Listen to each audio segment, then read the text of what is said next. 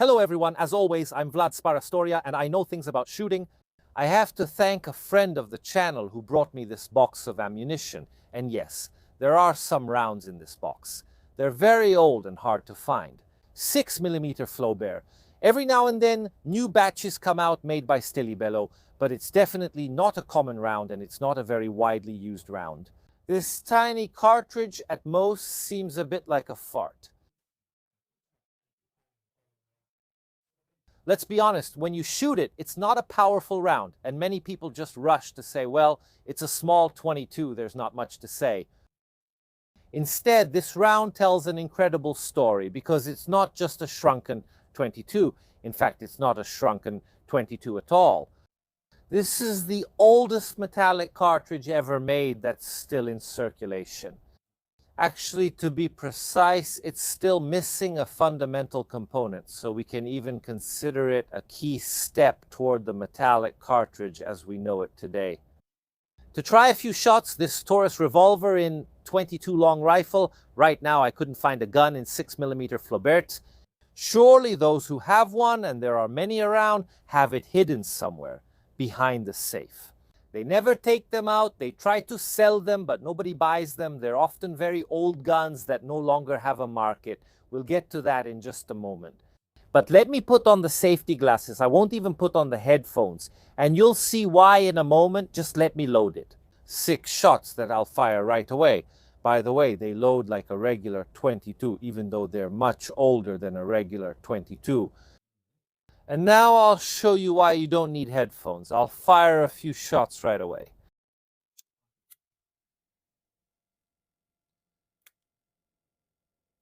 Ha ha ha ha. No, come on, come on. Aside from the great Taurus quality, this sight is literally falling apart. It looks like it's made of plastic. Of course, I can go ahead and... They got stuck. Here they are ejecting the rounds. The metal cartridge doesn't look at all like what we think of as a normal round. Let's take the most basic one, the 9mm, the technology behind it, which is using a metal case to contain the primer, the propellant, the bullet, and above all, to provide the weapon with the necessary gas sealing. Well, putting everything together in one package wasn't such an obvious step at all. At the beginning of the 19th century, in the midst of the Napoleonic Wars, the world was still using muskets. The flintlock was the standard basic weapon for most combat needs, and not just that. Firearms technology hadn't made significant progress in the previous 200 years. The ignition systems of the flintlock had been slightly improved, and the tactics for using these firearms had also been improved.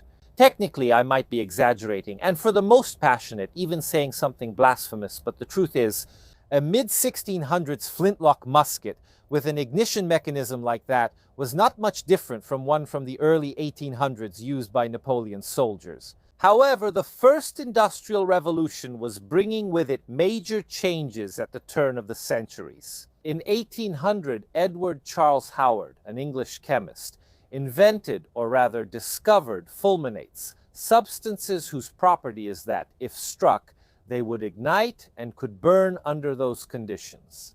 A few years later, in 1807, the Scottish Reverend Alexander Forsyth used this invention applied to firearms. This person was a hunter. He loved to go hunting and always had a simple problem with firearms. With flintlock firearms, there was a delay between the ignition of the flint, the noise it made, and the firing of the charge. A lot of time would often pass, and this was a problem for him. When hunting birds specifically, the birds, in fact, with their quick reflexes, would react the moment they heard the flint ignite. So the priming charge would go off even before the main propellant charge was ignited. And I repeat, often there's a delay, sometimes very short, sometimes a bit longer. They would move, and often it could happen that with these weapons you would miss the target. The primer gave them a way to ignite this propellant charge very quickly because the reaction time of this ignition was much faster, and above all, there wasn't this initial flame from the flint. Focaccia thus patented the first percussion primer in the United Kingdom. A small metal cup was experimented with at that time using various chemical formulas and different metals, inside of which there was an initiating substance, mercury fulminate, which when struck by the hammer of a weapon would ignite through a special channel, allowing the musket to fire. If you asked an Englishman from the early 1800s what the worst thing in the world was, he would have answered, most likely the French, the sworn enemies of the English at that time, who were resisting Napoleon. Well, if I patent something in England, I don't know how much that patent would be respected in France. In France, a certain François Prélat actually patents the same things that were being done in England, pretty much copying those patents. So he patents these percussion mechanisms under his own name, and he is the student, one of the students of a character who is actually extremely important for the history of firearms, a person who is often forgotten, who would die in poverty. By the way, we've talked about Samuel Pauly on the channel before because he is actually credited with one of the very first, if not the first, metallic cartridge firearms. I have a dedicated video about it. If you want to check it out, you can click here. But essentially, he designed a double-barreled shotgun with what was the first metallic cartridge, which he even presented to Napoleon himself. However, it's a weapon whose cartridge is still very complicated, it's handmade, and the primer is percussion, but it's still unusual. In fact, there's a piece of paper that you have to apply with the priming substance every time. The ammunition is still a very handmade thing, and in fact, it's basically a hunting rifle. It doesn't yet have any martial or self-defense applications. But to Pauly's students, this idea of containing the entire propellant charge and the primer in a single element that can be inserted and removed from the weapon remains. Pauly won't be the first to have created a practical cartridge, but he certainly provided a lot of inspiration. And many of his students, or people who were in the orbit of the gunsmiths from the Reggio area, will make giant strides. As for cartridges, another person comes to mind that we've talked about, Casimir Lefaucheux, who will create one of the first metallic cartridges later on that will be adopted by an army. The pinfire cartridge is now completely out of use, but it will be one of the many experiments that will come out of this environment. Another one who was inspired by Pauly's work is, for example, Dreise from the famous Prussian Dreise rifle, the needle gun, the first breech-loading rifle adopted as a standard weapon by an army. And among the heirs, let's say not exactly physical heirs, because he never met him, when Pauly died he was just a child, there was a certain Nicolas Flobert, often read in the Italian way as Flaubert, but he was very French, so Flobert. Maybe I don't know French, but shouldn't the pronunciation be a bit more accurate? In the 1840s, almost all weapons at that time were still muzzle loading. The Dreise, which I just mentioned, was still emerging. It was still somewhat secret in Prussia, while the vast majority of weapons were muzzle loading. But with percussion ignition, the percussion primer, so putting an initiating substance in a copper cap, had basically become standard for both civilian and military use. Despite the great advantages of percussion over flintlock, reloading these weapons was still tedious, quite long and laborious. And do you know who doesn't like wasting time doing mechanical actions that get you dirty? Gentlemen? No, I'm not joking, gentlemen. In gentlemen's parlors like to shoot from time to time. We're obviously in an era where maybe they didn't really build shooting ranges, but it was quite normal to look for these amusements and entertainments. Training further for duels, gentlemen's clubs. True gentlemen certainly couldn't be bothered to do something dirty, like loading a muzzle loader, and anyone who's done it knows how dirty this is. By the way, the next video I publish will be an announcement about a very interesting event related to muzzle loaders, so stay tuned. These poor gentlemen needed a solution if they wanted to play target shooting in their parlors. All it took was for a bullet to go too far, or rather, a weapon that was too powerful would cause noise. Smoke. While those who smoke a good cigar or drink a good whiskey often want to be a bit more relaxed. And that's when Flobert had a brilliant intuition in 1845. He takes a small .22 caliber ball, takes a primer, and puts them together. An extremely simple thing if you think about it, but in this metal ball, which in fact doesn't have any powder inside. It only contains the primer. And this ball, the power of the ammunition is relatively low. There are air guns that easily surpass the power of this ammunition. It is not freely available for sale in Italy, but in many places until recently it was. With his ammunition, Flobert will also go on to sell weapons. Special ones will mainly be single-shot rifles and pistols with very heavy barrels, very precise, specifically suited for purely recreational shooting, in shooting ranges or literally in someone's indoor living room. And so, gentlemen from Europe and the United States could finally enjoy target shooting without the tedious and messy task of loading muzzle-loading firearms. You should know that very soon after that. With this very simple invention, within 1 or 2 decades, metallic cartridges would spread like wildfire, also for serious military defense use. And all this thanks to something so simple, this Columbus egg of the Unire, the percussion primer, which had already been used for decades with a lead ball to be fired at a target. Let's honor this groundbreaking invention by preparing these rounds. Now, let's see how accurate they are, how far they go. At this point with the weapon, I don't really like the sights, but we're at 7 meters. I've already fired once before. Let's shoot again and see.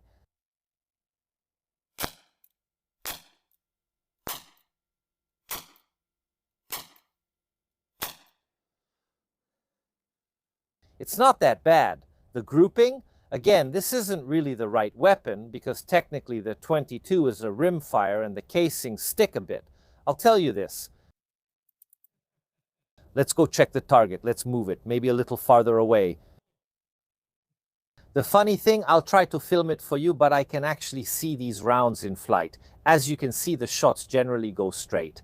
I'll tell you, people keep criticizing this good Taurus revolver, but the sight is a bit, it's losing some of its plastic, but it's also pretty big. As for trying to be a bit more precise, let me move the target a little farther away. Here we're actually at 10 meters right now. I'll put it over there at the end, about 20 meters away. Let's keep testing because I'm curious about how it maintains this accuracy. It's not really ammunition. First, it's not powerful. And second, it has terrible aerodynamics. It doesn't hold its speed well. So I'm curious. I don't think there will be a big difference at 20 meters, but the only way is to try. Actually, loading the weapon is done with a regular .22, also because the 22 long rifle that we know will come from this. There will still be some intermediate steps. But it comes directly, in fact, even dimensionally from the 6mm Flobert, but we have our target at 20 meters. Let's see, let's try.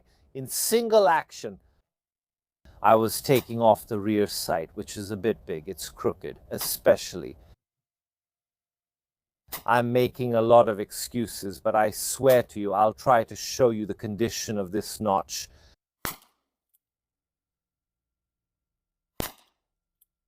This should be the last one. And in fact, it was the last one. I don't know if it's a problem with the gun or with the specific ammo, which is a bit old. Again, a friend of the channel brought them to me. But at first, it struggles a bit with extraction. No. Damn it! We see the target, the sight drifts a bit, but they go straight, the holes are straight. At this point, I would be very curious to try weapons and ammunition, maybe with a specific rifle. Also because, like in academic shooting, now with compressed air at 12 meters or with the 22 long rifle at 50 meters, in my opinion, this ammunition fits perfectly in that environment because it was created in that kind of environment for this type of academic shooting. The parlor shooting was done well, where maybe you would win a bet for some whiskey. For cigars or for land ownership, I don't know. I'm not a landowner, unfortunately. I want to see something I want to see. If by increasing the frame rate of the camera, we can show you the ball in flight. Because when I shoot, I see it sometimes. There's a bit of a strong light. This sometimes helps, sometimes doesn't help the camera. I'll try to take an angle and let's see what comes out.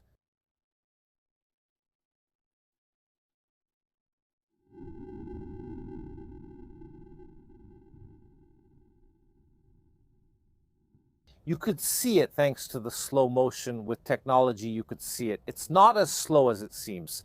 Because with these loads, it's a pretty light bullet since it's a 16 grain bullet, maybe the lightest thing you can shoot from a firearm. But it travels at almost 200 meters per second, at least as an initial speed. You can actually see these speeds in flight. Even the 45 CP, you can see it in flight. It's really fast. It's cool when you can see it, let's be honest.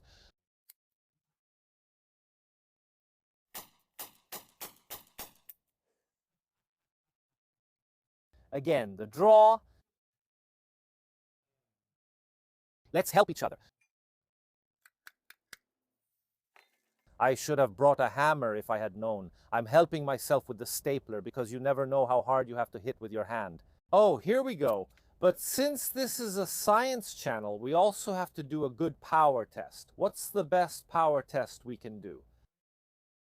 We have to shoot at a water bottle. That's nothing to complain about. If you have better targets you can provide, you know where to find me. Let's put our bottle on the range, shoot, and see what happens.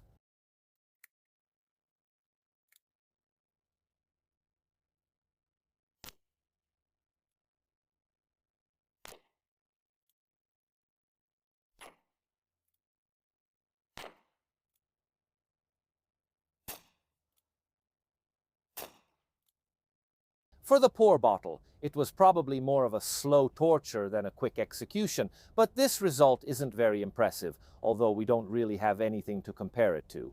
I haven't shot a 9mm to see what it would do.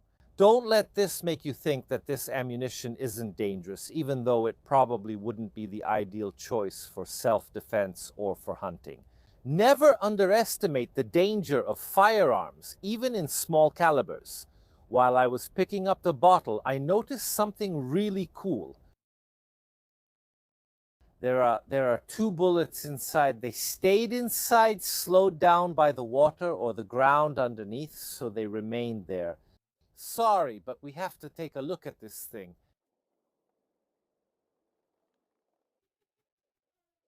Look here. Look at this stuff. Let's not underestimate it anyway. Look at the tip here. See how it bent on impact? Now, I don't know if it was the ground or the water itself.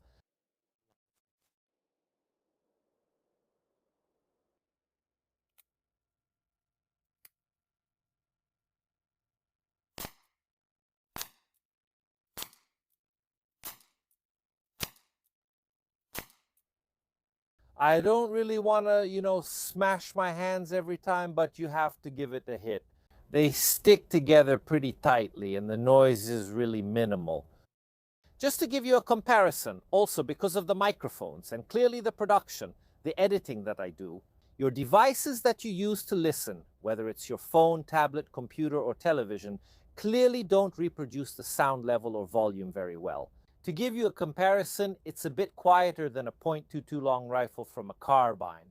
If you shoot with .22 carbines, you know what the noise level is. This one is a bit quieter despite having a much shorter barrel. I'd be curious to know how quiet it would be in a dedicated long gun, but honestly, I'd almost expect air rifle levels. What I can't convey to you in any way over the internet is the smell.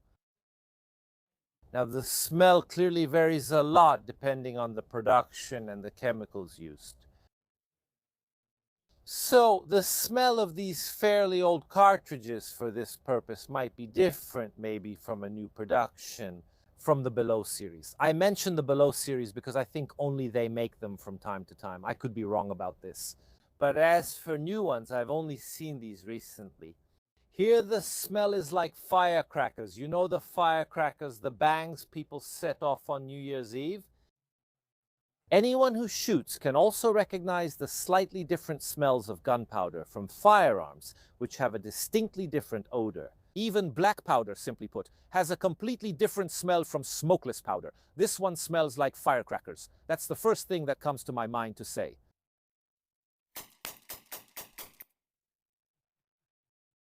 I don't know how much Nicolas Flaubert realized the importance of his ammunition. He would continue his work as a gunsmith, keep designing and selling firearms, and he would also design another relatively famous cartridge, the 9 Flobert. We talked about it in a previous video. A cartridge actually designed to be very small and less powerful than those on the market, but essentially intended for hunting small animals. I'm not even sure if I should call it mini skeet shooting, also because it's a shot cartridge, smoothbore, but not very powerful. The fact is that when he does this soon after, other manufacturers will develop other cartridges. The .22 short, which will actually be the first metallic cartridge with powder inside, and then others will follow. Within just 10-15 years, all nations will have armed themselves with breech-loading weapons using metallic cartridges. In fact, I would dare to say that the invention of the metallic cartridge ammunition in the history of firearms is probably second only to the invention of gunpowder. It's up there in the Olympus, definitely on the podium of the most important inventions ever in this field. And it's incredible to think that it all started from this little guy here.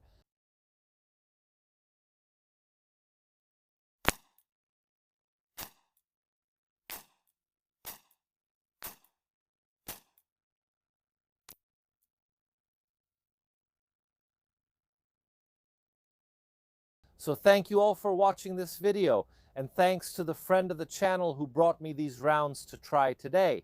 Without the help of people like you, people who offer me guns and ammo to try, doing what I do would be absolutely impossible.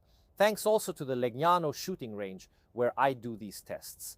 If you want to actively support the channel, consider subscribing. It will give you access to exclusive content, and above all, priority access to that event that I've been hinting at and that will be officially announced.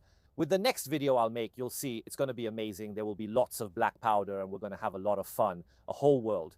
Since spots are limited, priority access will go to those who want to support me directly. If you don't want to or can't do it, at least consider it. Leave a like, a comment, and subscribe to the channel. As a content creator, it helps me immensely and I would be very grateful to you. So subscribe or watch another video as well, because that also helps a lot. Keep watching mine, convince YouTube that you like it. That's all from me for today, and as always, I'll see you next time.